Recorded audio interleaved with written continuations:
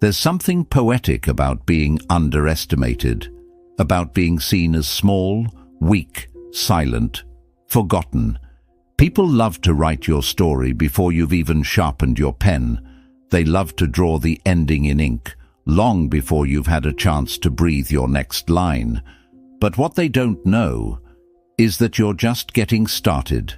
Let them roll their eyes when you speak softly. Let them mistake your silence for surrender. That's their weakness. That's their noise.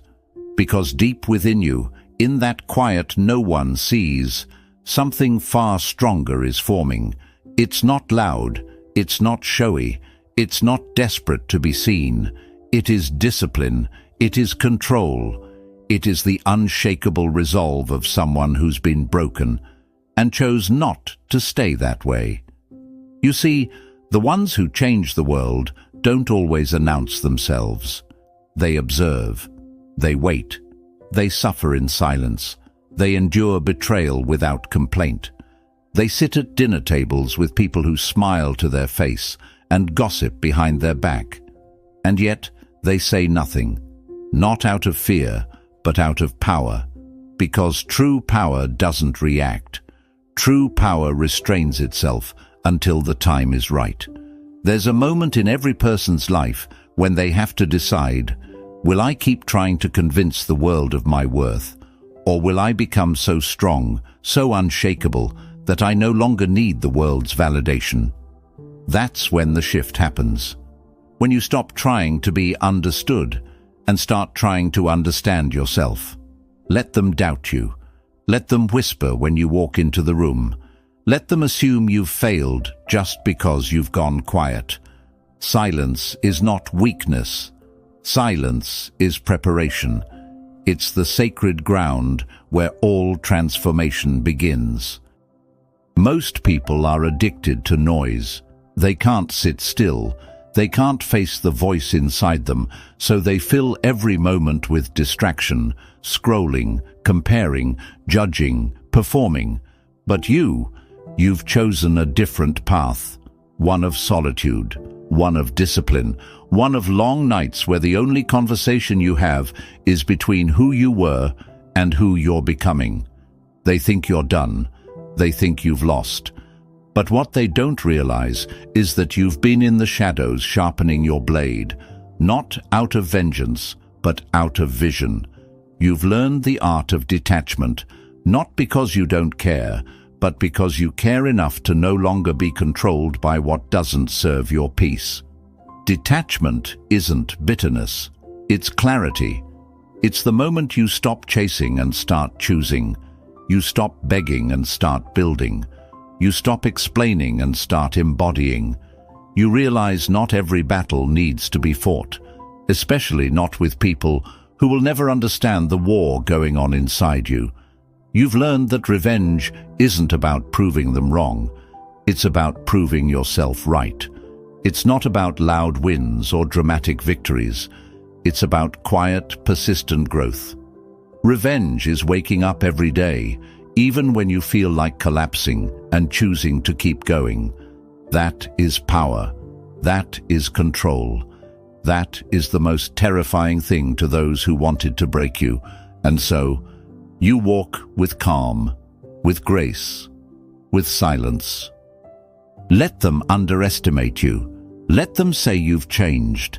Let them think you've grown cold. What they don't see is that the old version of you, the one who tolerated disrespect, who over-explained, who bent and broke just to be accepted, died. And the version that now stands in your place is not interested in playing those games anymore. You don't owe anyone your pain as entertainment. You don't owe them an explanation for your peace. You've made it through storms they'll never know about, and you did it with no applause, no audience, no rescue. That's why you don't scream. That's why you don't seek revenge the way they expect. You've chosen a quieter kind of strength, one that doesn't burn bridges. It simply walks away and builds a new world. You see, the greatest revenge is not to destroy others. It's to build a life so solid, so fulfilling, so rich in meaning and depth, that those who once doubted you have no choice but to wonder how they ever missed it. You didn't become cold, you became focused. You didn't stop loving, you just stopped giving that love to people who only knew how to take. You stopped begging to be chosen and started choosing yourself. You're not done yet. This is only the beginning. Every day you carry within you the weight of all the times you kept going when no one believed in you, and yet still they doubt you. Let them, because the truth is, the doubt of others is just noise. It fades when your results speak, when your discipline becomes a force too consistent to be ignored, when your silence becomes your greatest sermon. Machiavelli once said, "It is much safer to be feared than loved, if one must choose." But what he truly meant was this: it is better to be respected for your strength than pitied for your softness. In a world where appearances matter more than intentions, people often confuse kindness for weakness, and you've learned the hard way. Some will only respect your absence. Some will only see your value once you stop giving it away. So now, you move differently. You observe before you speak. You say less, but mean more. You're no longer in the business of convincing people of your worth. You are the proof. Let them doubt you while you quietly master yourself. While they gossip, you grind. While they laugh, you learn. While they mock, you meditate. Because eventually, time exposes all things, and those who once ridiculed you will come to understand that you were never broken, just becoming. The road you walk is not for the faint of heart.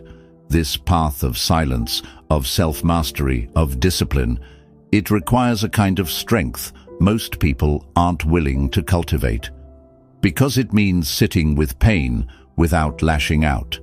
It means being disrespected and still choosing not to lower yourself.